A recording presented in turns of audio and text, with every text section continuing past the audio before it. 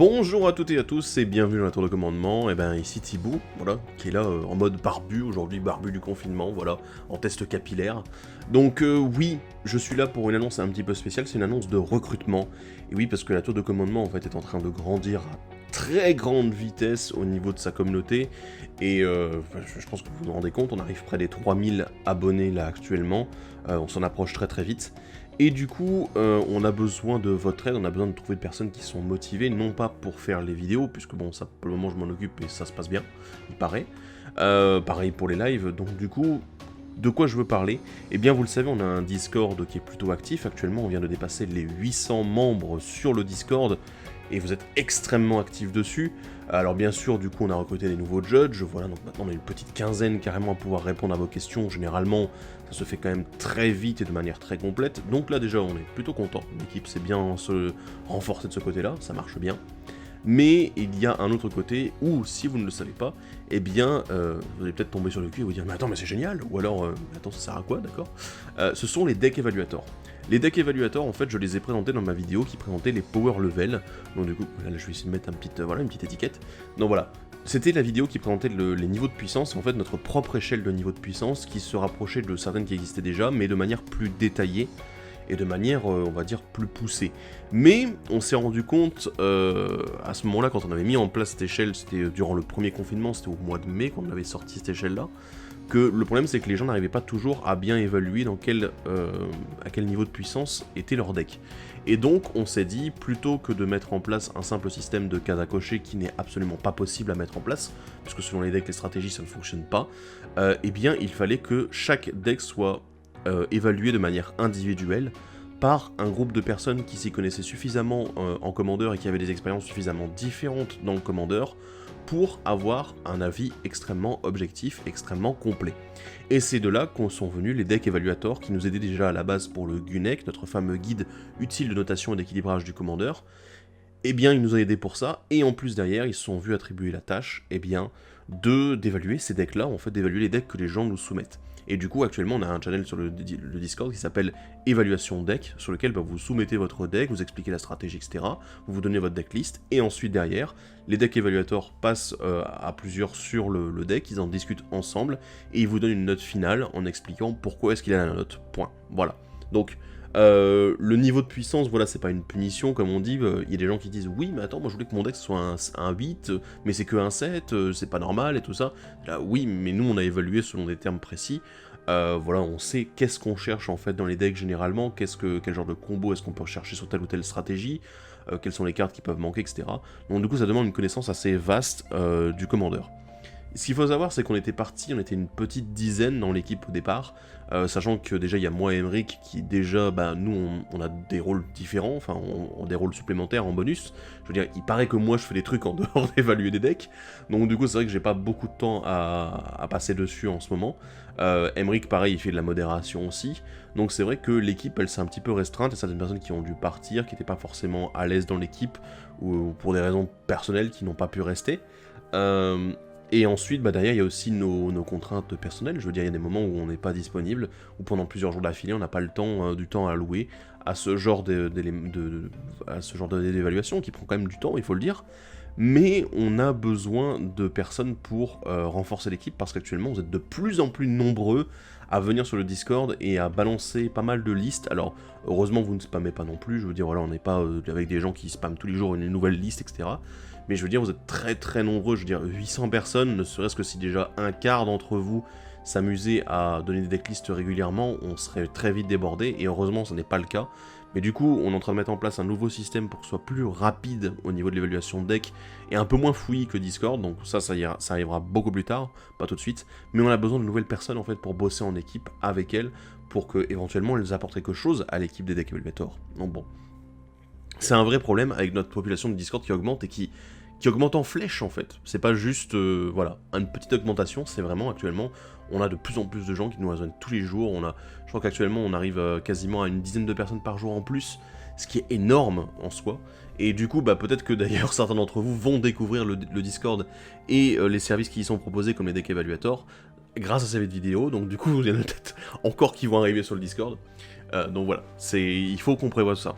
Alors, du coup, on recherche des nouveaux deck évaluators. Alors, je vais vous avouer que là, on va être très carré, ça va être très... c'est pas dans mon habitude, il paraît, mais en gros, on a des compétences qu'on attend des deck évaluators, des choses très précises, voilà, les conditions aussi dans lesquelles on les attend, et du coup, il va falloir que je vous fasse un descriptif, sachant que après cela, vous pourrez aller répondre au questionnaire qui est dans la description pour candidater à ce poste, et donc le but, c'est de faire en sorte que... on puisse réunir en fait un maximum de profils différents et qu'on voit après, on fera passer une série de tests, mais ça j'en parlerai un peu plus tard. Bref, les conditions et les compétences qui sont requises d'un deck évaluator. Alors je les ai sous les yeux.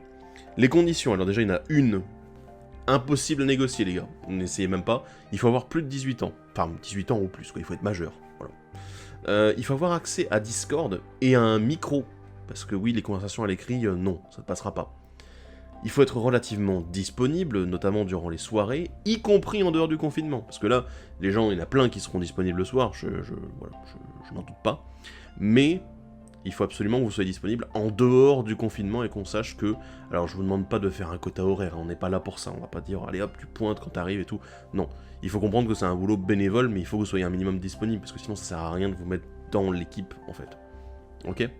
Avoir une expérience assez avancée du format Commander et de Magic en général. Et oui, parce que si vous connaissez pas les cartes, si vous connaissez pas les stratégies, alors je vous demande pas de les connaître par cœur non plus, hein. Des fois nous-mêmes on en a découvert quand on faisait le Gunek et quand on faisait tout ce qu'on a fait là.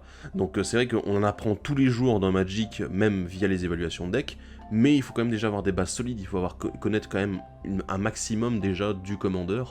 Voilà, peut-être pas tout, mais au moins connaître 70% à peu près de ce qui existe et de comment fonctionne le format. Donc bon, après, est-ce que c'est quantifiable? Pas forcément, mais bon, il faut vraiment que vous ayez déjà une connaissance assez poussée. Voilà. Évidemment, il faut savoir s'exprimer correctement à l'écrit comme à l'oral, puisque des fois c'est vous qui allez faire les reviews à l'écrit et expliquer aux gens, voilà, paf, le deck il est à cet niveau de jeu là, parce que voilà. Donc du coup, il faut que vous puissiez vous exprimer correctement et qu'on ne doive pas passer derrière vous pour faire de la correction orthographique, etc. Même si, bon, vous pouvez faire quelques erreurs de temps en temps, quoi. Donc voilà. Vos missions en tant que deck évaluator, parce que j'ai commencé à l'évoquer, mais il y a pas mal de petits détails. Donc, le but, c'est d'évaluer en équipe le niveau de puissance des decks proposés par les joueurs de la communauté, selon les critères établis par la tour de commandement, et apporter un résumé simple et concis de l'analyse de ce deck. Voilà, bon, globalement, voilà. Vous... Travail d'équipe, ça, vous n'allez pas y échapper. Si vous n'aimez pas le travail d'équipe, que vous êtes un solo player, je suis pas sûr que le poste soit pour vous. Voilà, donc bon. Donc vraiment, travail d'équipe, discussion, etc. Donc il faut quand même avoir un minimum de capacité à discuter avec les autres, mais ça j'en parlerai encore un petit peu après. Il faut participer aux mises à jour du guide utile de notation et d'équilibrage du commandeur, le Gunek. Oui, on galère actuellement, mais aussi parce qu'on n'est pas assez nombreux en fait pour faire les mises à jour. On est vraiment trop peu nombreux pour faire cette mise à jour conséquente, parce que bon, on est en train de se la prendre, de se la manger, je vous avoue que ouais, il nous faut du monde et ça fait partie des gros boulots qui incombent également au deck évaluator. Mais bon, c'est du boulot ponctuel selon les saisons. Selon vos disponibilités, participez aux différents projets virtuels ou physiques organisés par la tour. Alors ça, il n'y a absolument aucune obligation, c'est-à-dire que si jamais moi je vous propose pour X raison de venir sur un live, de participer, d'apporter quelque chose en fait sur ce live, vous avez totalement le droit de me dire non, bien sûr, si vous n'êtes pas disponible, si vous n'êtes pas trop dans le... voilà. Mais en gros, on peut vous demander, à certains moments, est-ce que tu pourrais venir, par exemple, pour le week-end de la tour, on avait eu, dans le premier week-end de la tour, il y avait 3 decks évaluateurs qui étaient présents sur place et qui évaluaient les decks sur le week-end. Donc du coup, on pourrait très bien vous demander de vous déplacer physiquement, bien sûr, voilà, avec toutes les compensations, etc. Mais pour faire en sorte que vous puissiez venir sur le week-end et derrière, évaluer les decks sur place ou aider à l'organisation si jamais il y a besoin, voilà. Donc ça varie vraiment beaucoup, il peut se passer plein de choses, puis en plus on organise les événements aussi, les Saturday Night Commander sur le Discord, enfin voilà, plein de choses où on aurait besoin d'un coup de main, juste des personnes en qui on peut avoir confiance, et du coup, comme vous êtes deck évaluateur, généralement, c'est qu'on peut avoir confiance en vous, voilà, si vous êtes arrivé à ce poste-là. Bref. Les atouts que vous pouvez apporter à la tour et qui font que, généralement, si vous mettez ça dans votre candidature, on va être là, intéressant. Donc du coup, ce qui fait qu'on aura peut-être plus envie de vous donner votre chance à vous qu'à quelqu'un d'autre qui n'aurait pas ce genre d'atout. Alors bon, quelques atouts globaux. Après, si vous avez vos propres petits atouts qui pourraient aider la tour, tant mieux. Je pense que vous pourrez le mettre dans le questionnaire de la candidature. Donc voilà. Mais les 4 principaux pour nous, c'est tout simplement le premier, comprendre et savoir parler anglais. Alors, pas de manière non plus très poussée, mais au moins que vous sachiez vous exprimer comme ça aide vraiment pour, déjà quand on analyse des decklists qui sont en anglais, etc., c'est déjà beaucoup plus facile, donc il faut quand même avoir un minimum de connaissances en anglais. Avoir des compétences informatiques, ça si jamais on a des projets qui mélangent un petit peu l'informatique avec le rôle des deck evaluators, on risque d'avoir besoin de quelques personnes qui s'y connaissent un petit peu, voilà. Être sociable et savoir travailler en groupe, alors ça plus qu'un atout, c'est quasiment une obligation, puisque sinon vous allez avoir vraiment un problème pour travailler en équipe, sachant que déjà nous, notre équipe, ça fait un petit moment qu'on tourne ensemble, on se connaît déjà, donc si vous restez dans votre coin, ça risque d'être un petit peu compliqué. Et être ouvert d'esprit, ouvert à la critique et au débat, parce que oui, durant les évaluations de decks, il y a du débat, il y a de la critique et de la discussion, on est là pour évaluer des decks, donc du coup évidemment on est là pour les critiquer, pour essayer d'analyser ensemble, pour essayer de dire voilà quel est le niveau de puissance, donc ça, on a besoin d'échanger les points de vue.